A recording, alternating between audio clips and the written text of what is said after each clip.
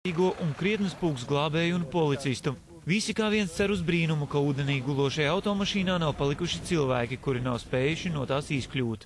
Šobrīd ūdenī esošajā automašīnā visticamāk cilvēki vairs nav palikuši. Vienkārši automašīnas logā atrodas dažas mīkstās mantiņas, kas daudziem klātesošiem liek uztraukties un panikā teikt, ka tomēr tur kāds ir. Kanāls ir sekls un auto nav nogrimis pilnībā, tāpēc nirējiem ātri vien izdodas par 100% pārliecināties, ka pikapa kabīne ir tūkša. Arī automašīnā atrastā cietušā vīrieša glābēji mums apstiprina, ka salonā bijis viens cilvēks. Vīrietis iebrauca ar mašīnu vienkārši no Maskavas ielas un ūdenī. Un ko jūs metāties līdzi? Nu jā, mans vīrs un viņa draugs viņu metās līdzi, izsita logu, izvilka viņu ārā. Aha. Jā. Un cilvēks dzīvs pie samaņas? Nezinu. Vai jūs vienkārši braucāt garām, redzējāt? Jā. Ātri viņš brauc? Nē, lēni, man liekas, viņam slikti vienkārši palika. Kad avarējušais spēkrats ar iedegtām gaismām, ieslēgtiem loktīrītājiem un strādājošu skaņas signālu tiek izvilkts no ūdens, glābējs Juris Blūzmanis mums pastāsta, kā viss notika.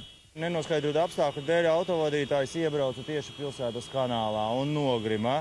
Pateicoties tam, ka garām gājēji bija divi puiši un kaut kādas meitenes, mēs piefiksējām šos datus, viņi devās uzreiz ūdenī, ielēc iekšā, izglāba to vīrieti, mēģināja veikt reanimācijas pasākumus, kad ieradās mūsu ugunsdzēsēji, tad viņi atradās uz tās iegrimušās mašīnas jumta.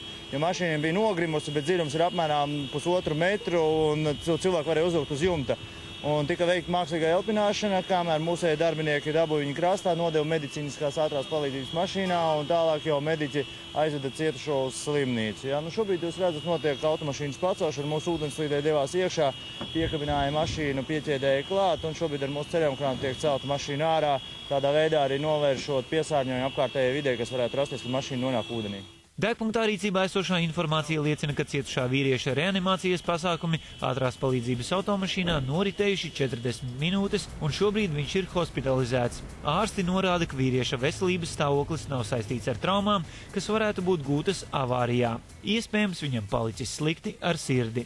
Agris Blumfelds, Marija Andrejeva, Jānis Freibergs, Degpunktā. Vakarā ugunsdzēsējs